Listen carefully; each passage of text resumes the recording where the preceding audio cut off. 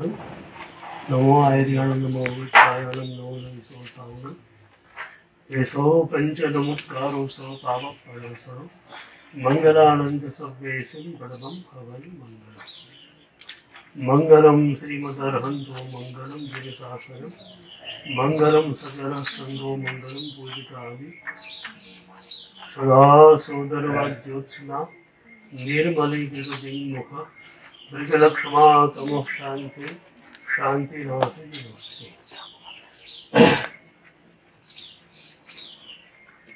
चित्त में श्रुत ऐसे बसे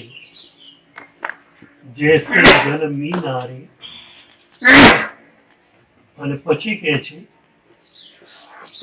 સાઈ સેવન में દેશી કચ્છ વિલયન કિનારે સાઈ સેવન में દેશી કચ્છ વિલયન કિનારે પ્રભુના ચરણોની અંદર સર્વસ્વનું સમર્પણ કર્યું છે અને પ્રભુને આખાને આખા પામી લીધા છે. આપણે આપણા હુંનું વિસર્જન કરીએ છીએ, પ્રભુને પામીએ છીએ. સાધકના સ્તર પર કહીએ તો આપણા નકલી હુંનો આપણે ત્યાગ કરીએ છીએ અને અસલી હુંને આપણે પ્રાપ્ત કરીએ છીએ. સમર્પણ પ્રભુ પ્રત્યેનું શીલ. ઘણા બધા આયામો છે, એમાં એક આયામ છે પ્રભુની આજ્ઞા પ્રત્યેનું સમર્પણ.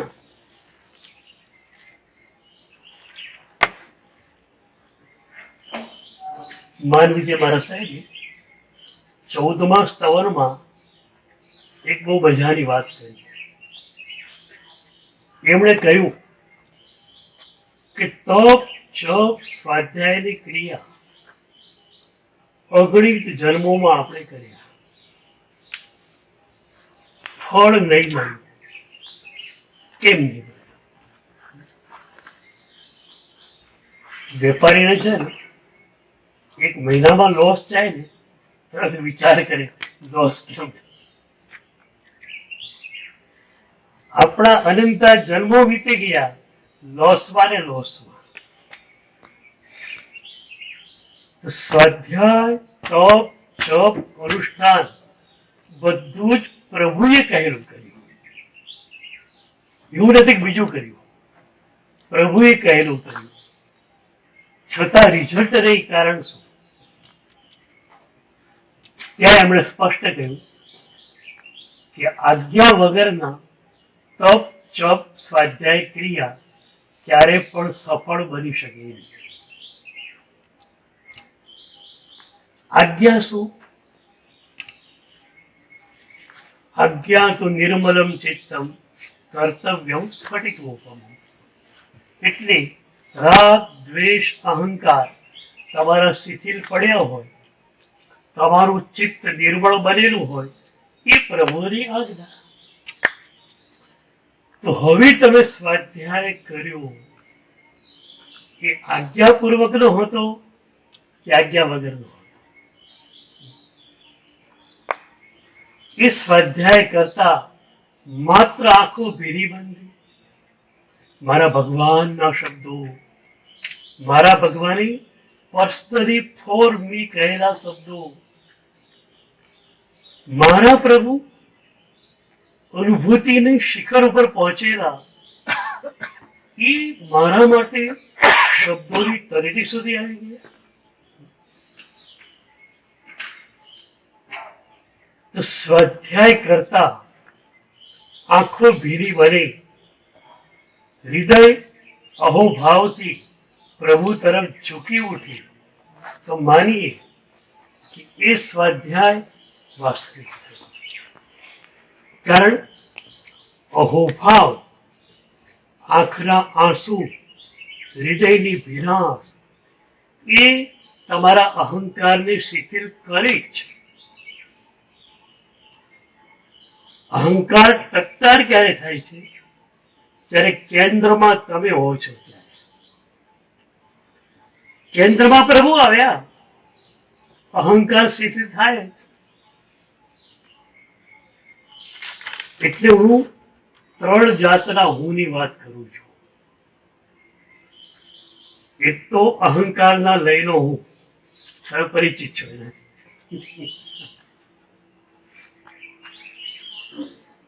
બીજો અહોભાવના લયનો હું છે. આજે મેં પ્રભુની ભક્તિ કરીને મને બહુ આનંદ આવ્યો. મને હું શબ્દ છે પણ અહોભાવમાં ભીનો થઈ ગયો છે. હું આમ કરી નાખું, હું એને બતાવી દઉં, આ અહંકારના લયનો હું. મેં પ્રભુની ભક્તિ કરી, કહો કે પ્રભુએ ભક્તિ કરાવી, અને કેટલો બધો આનંદ મને આપ્યો. ત્યાં પણ હું તો છે, પણ અહોભાવના લયમાં છે. અને આપણા માટે બહુ મજાની વાત એ છે કે અહોભાવનો લય આપણને ગળ થૂથીમાંથી મળેલો છે. આખી જ આપણી સંસ્કૃતિ અહોભાવમાંથી જ જન્મેલી છે અને અહોભાવમાં જ પનપેલી છે. તો અહોભાવના લયના હું સુધી આવવું તમને બહુ તકલીફ ભર્યું નહીં બને. અને એ હું જો આવી ગયું એકવાર, તો આનંદ ઘર લયના હુંને પ્રાપ્ત કરવામાં વાંધો નહીં આવે. તકલીફ ભર્યું શું હતું? અહંકાર વાળા હુંનો પીછો છોડાવવો નહીં. એ સારું અનંતા જન્મથી ફિટ થઈ ગયેલું હું ને હું આમ કર્યું ને હું આમ કર્યું. એ અહંકારના લયનો જે હું હતો એનું ઓપરેશન થઈ શક્યું, બહુ મોટી વાત થઈ ગઈ. મોટી હરણફાળ ભરી નાખી. હવે અહોભાવના લયમાં સતત રહો. આપણી ધારા તો એ જ છે કે તમે સતત અહોભાવની ધારામાં રહી શકો. દેરાસરમાં પણ ભક્તિની ધારા, વ્યાવચ્ચ કરો તો પણ ભક્તિની ધારા. મારા પ્રભુએ કહ્યું છે, સ્વાધ્યાય કરો તો ભક્તિની ધારા, મારા ભગવાનના શબ્દો છે. 24 કલાકની ભક્તિ તમારી પાસે છે. તો અહોભાવનો લય 24 કલાક ચાલે. ધારો કે 25-50 વર્ષનો ગાળો પણ તમે આટલું આપી દો ને કે સાહેબ હવે માત્ર અહોભાવ જ રહેશે, અહંકારના લયનો હું આવશે જ નહીં, તો ગેરંટી સાથે કહી શકાય કે આનંદ ઘનના લયના હુંને તમે ચોક્કસ પામી શકશો. કારણ કે અનંતા જન્મોથી જે પેલું દર્દ લાગેલું હતું ને, એમાંથી મુક્તિ મેળવવી એ જ મોટી વાત હતી. એટલે અહોભાવના લય તમને એમાંથી મુક્તિ અપાવે. તો તપ, જપ, ક્રિયા, સ્વાધ્યાય અનંતા જન્મોમાં અનંતી વાર થયા. સંસાર ચાલુ રહ્યો.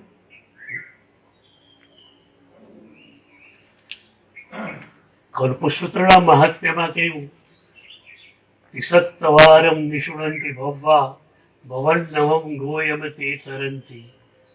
21 વાર જે કલ્પસૂત્રને સાંભળે ને એનો બેડો પાર થઈ જાય. આપણે શું 21 વાર નહીં સાંભળ્યું? એક જન્મમાં 21 વાર થઈ જાય.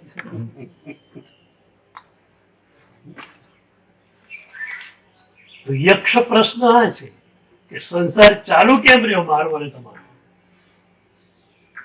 Where is the fault?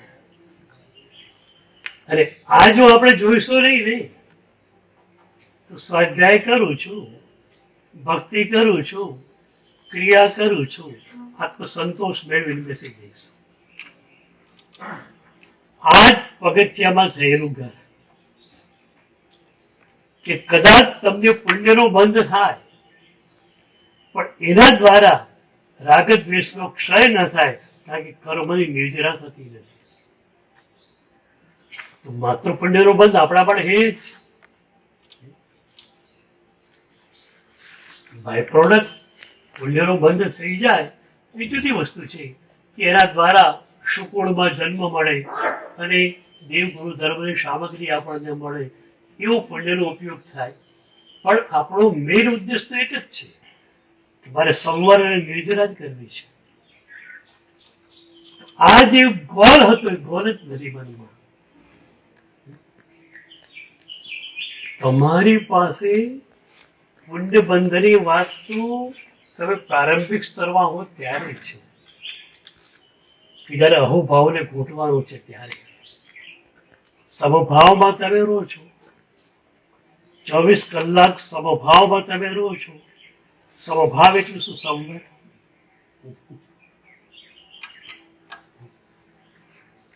સમભાવમાં આવ્યા એટલે નવા કર્મોને પ્રવેશતા તમે બંધ કરી દીધા. એટલે પુણ્ય કર્મનો પણ આશ્રમ નથી થયો. એટલે માત્ર સંવર અને નિર્જરા એ જ આપણું ગોલ છે, એ જ આપણું લક્ષ્ય છે. પછી શુભ ભાવ આવ્યો અને પુણ્ય બંધાઈ ગયું બાય પ્રોડક્ટ. આ લક્ષ્યાંક ચૂકાઈ ગયું. સૌથી મોટી વાત આ થઈ. શેના માટે મારે સાધના કરવાની છે એ લક્ષ્યાંક ચૂકાઈ ગયું. આજ્ઞાપૂર્વકની સાધના કરવાની છે. આજ્ઞાપૂર્વકની ક્યારે કહેવાય? રાગ દ્વેષ અહંકાર શિથિલ થાય ત્યારે જ. તો મારી આ સાધના દ્વારા રાગ દ્વેષ અહંકાર શિથિલ બન્યા જોયું.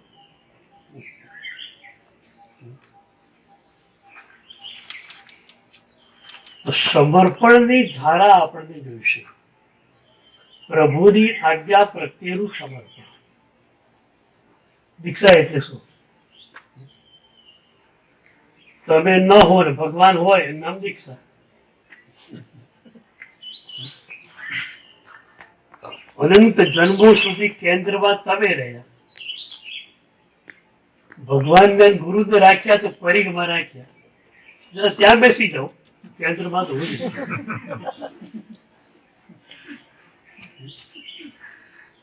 કેન્દ્રમાં પ્રભુ આવી જાય એમ નામ દીક્ષા. આ દીક્ષા આપણને મળી છે. કેન્દ્રમાં કોણ છે? તમારો હું છે કે પ્રભુ છે?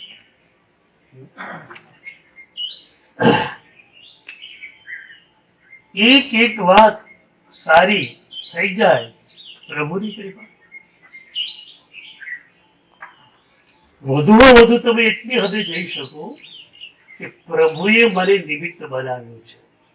જવાની જરૂર નથી, પણ કદાચ જાઓ તો પણ ત્યાં સુધી જ જઈ શકો કે પ્રભુએ આ શુભ કાર્યમાં મને નિમિત્ત રૂપ બનાવ્યું. જવાની જરૂર નથી. શુભ કાર્ય થઈ ગયું, વાત પૂરી થઈ. પણ કદાચ કોઈ કંઈક કહી દે અને અહંકાર ભાવ નથી લાવવો, નમ્રતાના સ્તર પર તમે કહી શકો પ્રભુએ મને નિમિત્ત બનાવ્યો, બાકી મારું કર્તૃત્વ આમાં કઈ છે જ નહીં. મારું કર્તૃત્વ ક્યાં હોય? રાગ દ્વેષ ને અહંકારમાં. મારો અભ્યાસ તો માર્ગે કરે, રાગ દ્વેષ ને અહંકાર, તો મારું કર્તૃત્વ ક્યાં જ? મારે ત્યાં જ જવાનું. સારું કામ થયું પ્રભુની કૃપાથી. દીક્ષા પણ યાદ રાખો પ્રભુએ તમને આપી છે. પ્રભુએ તમને સિલેક્ટ કર્યા તો જ ગુરુ તમને રજૂહરણ આપી શકે છે. દીક્ષા પણ પ્રભુએ તમને આપી છે. અને આ જ લયમાં નંદીશણ મુનિએ સ્વજિત શાંતિમાં છેડે કહ્યું, મમય દિશૌ સંજમે નંદી. પ્રભુ રત્નત્રય તો તે જ આપી છે, હવે રત્નત્રયના પાલનનો આનંદ પણ તારે જ આપવાનો. રત્નત્રય મળી એક વાત, રત્નત્રયનું પાલન થઈ રહ્યું છે બીજી વાત, અને એ પાલનનો આનંદ મળે છે ત્રીજી વાત. એના માટે કુમારપાળ મહારાજાએ આત્મનિંદા દ્વાત્રિશિકામાં 2 શબ્દો આપ્યા છે.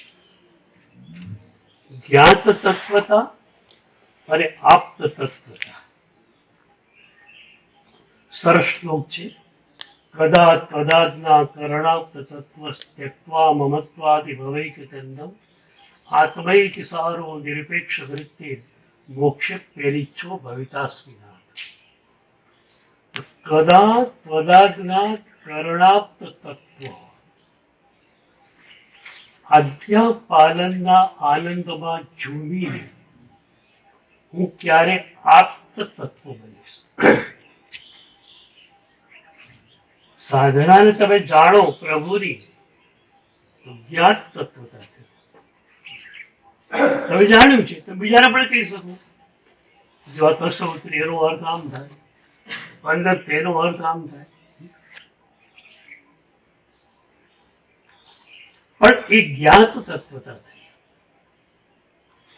એ તત્વ આત્મસાત થાય, પરિણત થાય તો તમે આપ્ત તત્વ બની શકો. એટલે જ્ઞાત તત્વ બનવું એવું કઈ મોટી વસ્તુ નથી.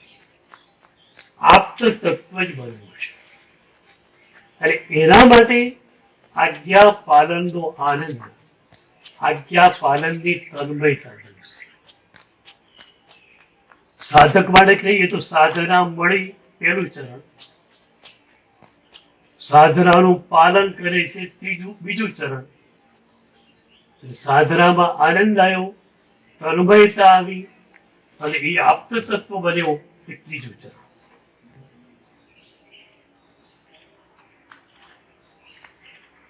હું સાધકો માટે હજી શાંતિની આ પ્રાર્થનાને એક શબ્દ બદલીને આપું છું. મમય દિશૌ સાહણાએ નંદી. પ્રભુ તારી કૃપાથી સાધના મળી છે, પણ એ સાધનાનો આનંદ પણ તારે જ આપવાનો છે. પછી હું લોકોને પૂછું કે પ્રભુ સાધનાનો આનંદ આપતા નથી, તમે દેતા નથી.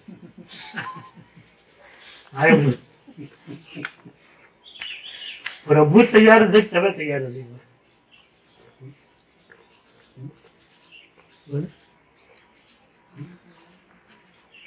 એ સેવા રેડી, પ્રભુ હંમેશ માટે તૈયાર છે.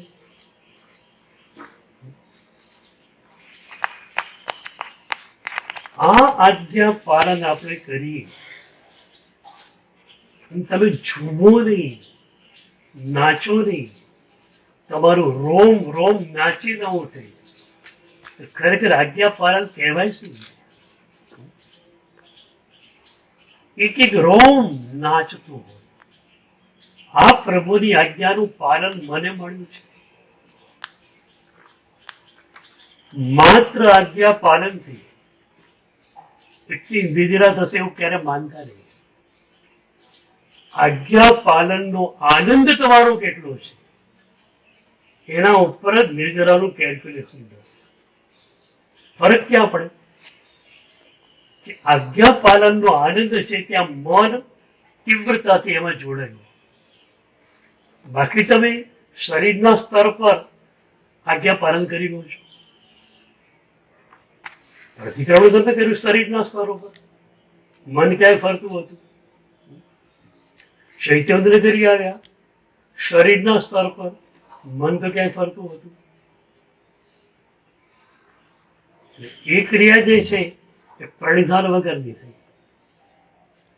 અને પ્રણિધાન વગરની ક્રિયાને છોડ શકે તુચ્છ અસાર નકામી કરી છે. તે ક્રિયામાં મનનું પૂરું જોડાણ થવાનું જોઈએ.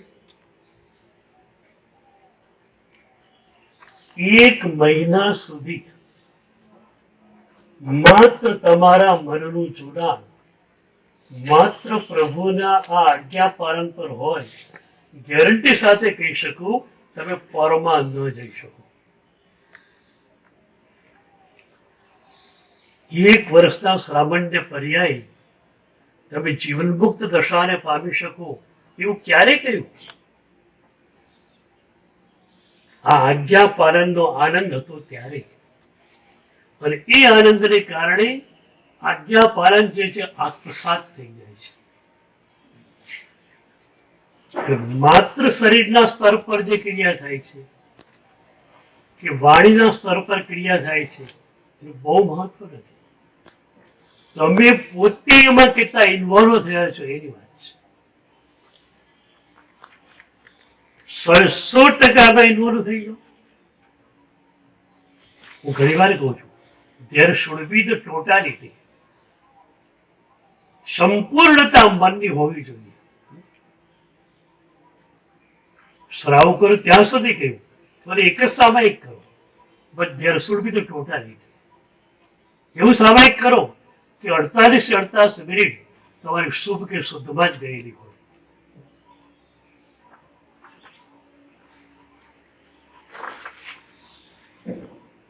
આજ્ઞા પાલનનો આનંદ મેળવવો છે. એ આનંદ ક્યારે મળે? તમારું મન તીવ્રતાથી એમાં જોડાયેલું હોય ત્યારે. અને એક વાર તીવ્રતાથી તમારું મન એમાં જોડાઈ ગયું અને એ આનંદ તમે માણી લીધો, પરમા સુખ જેવું છે જ કે આનંદ જેવું છે જ કે. આ તો ઓપ્શન નહોતો, વિકલ્પ નહોતો માટે તમે પરમાં જતા હતા. પણ પરમનો આનંદ મળે, પરમાં જવાય સી રીતે? શિવાજી મહારાજ મહારાષ્ટ્રના શાસક બન્યા. ધર્મપ્રિય રાજા હતા. તો વિચાર્યું કે મારે માથે ગુરુ તો હોવા જ જોઈએ. એક ગુરુ હોય, રાજ્ય ગુરુ, મારા પ્રજાજનોની પૂરી ખબર રાખે. અમે લોકો ક્યાંય અધર્મમાં જતા હોઈએ તો દંડો મારીને પણ અમને રોકે. રાજ્ય ગુરુ તરીકે કોને મૂકવા? તુકારામજી બહુ જ પ્રસિદ્ધ સંત એ વખતે. તો વિચાર, તુકારામજીને આપણે રાજ્ય ગુરુની પદવી આપી. તુકારામજી પ્રભુના બહુ જ મોટા ભક્ત. એમના અભંગો મહારાષ્ટ્રમાં ઘરે ઘરે ગવાતા હોય છે. વિઠા તુજા माझा રાજ, વિઠ્ઠલ પૂરે તું ભેગા થયા બસ પૂરું થઈ.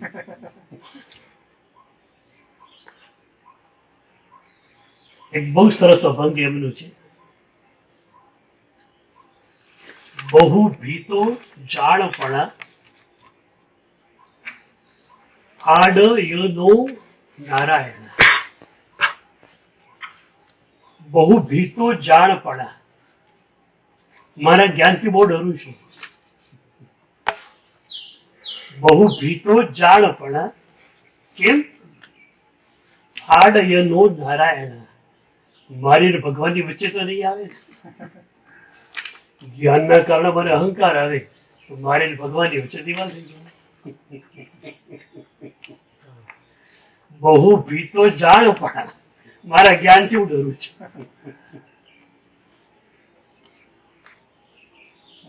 તો શિવાજીએ નક્કી કરી,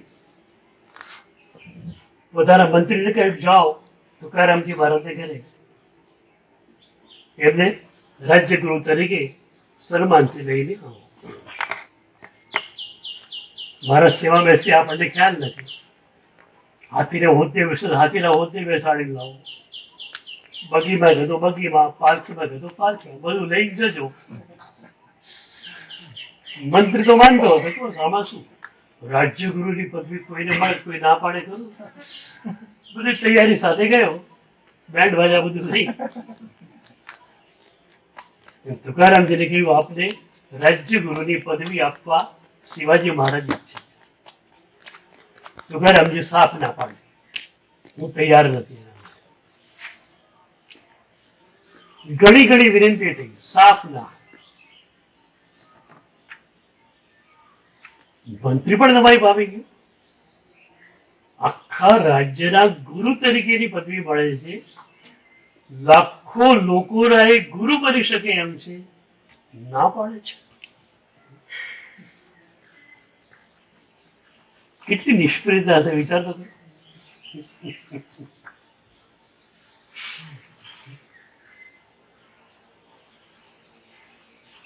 ઘણી વાર વિચાર આવે 50,000 કેવળ જ્ઞાની શિષ્યોના ગુરુ ગૌતમ સ્વામી, એમને સપનામાં વિચાર નહીં આવ્યો હોત મારે કોઈ શિષ્ય છે, હું પ્રભુનો શિષ્ય છું, આજ વિચાર આવ્યો.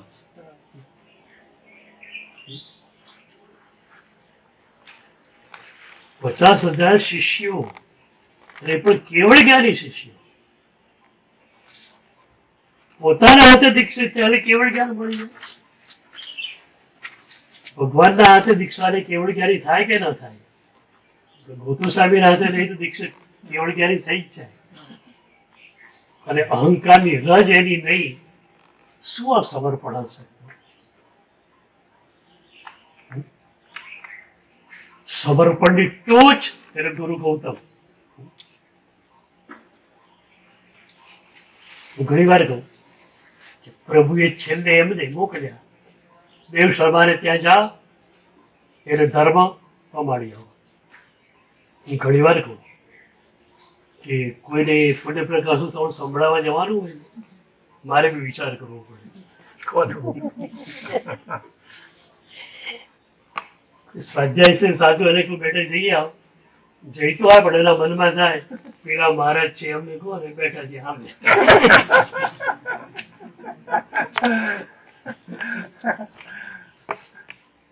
હું તો સૌ વિચાર ને, મારા શિષ્ય 50,000, ભગવાનના શિષ્યો આટલા, કોઈને મને ખાલી બ્રાહ્મણને તમે સંભળાવવા માટે મૂકે, વિચાર ના આવે આવો.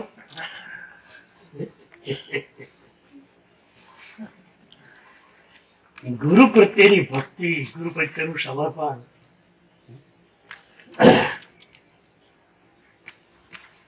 તુકારામજીએ ના પાડી. મંત્રી બિચારો ગયો, પછી પોતાના ઘરનો દરવાજો તુકારામજી અંદરથી બંધ કર્યો. ઘરમાં જ મંદિર હતું. એ પ્રભુ પાસે ગયા અને ધ્રુસકે ધ્રુસકે રડ્યા છે. પ્રભુને એમણે કે પ્રભુ, એ શિવાજીનો મંત્રી નહોતો, તું આવ્યો હતો ને, તું મારી પરીક્ષા કરવા આવ્યો હતો ને. તો પ્રભુ તને બી કહી દઉં, મારે માત્ર તું જોઈએ, તારા સિવાય બીજું કોઈ જ નહીં. તારા સિવાય બીજું કોઈ નહીં, તારા સિવાય બીજું કઈ નહીં, માત્ર તું. મારે તારા બે પાદ જોઈએ, કોઈ પણ પદ ન જોઈએ. હું રાજ્ય ગુરુ બનું, હજારો લાખો લોકોની ચિંતા આવે, પછી ડ્યુટી પરફોર્મ તો કરવી જ. એમાં 24 કલાક તારું સ્મરણ ક્યાંથી કરીશું? રાજ્યગુરુ સદારા ગણાય છે, યોગ્ય માણસો છે, ઘણા સંતો છે.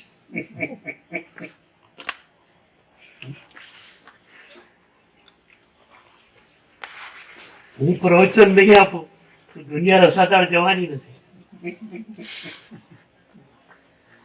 હા, તમને એટલી છૂટ આપીએ છીએ કે જ્યારે તમને થાય કે હું બોલતો જ નથી, પ્રભુએ મને નિમિત્ત રૂપ બનાવ્યો અને અહંકારની ધારા લુપ્ત થઈ ગઈ છે, તો બોલો.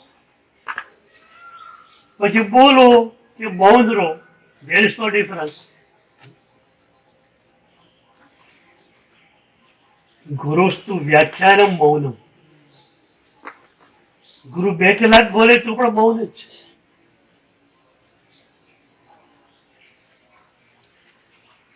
એટલે આ શરતે છૂટ પડે, કન્ડિશન.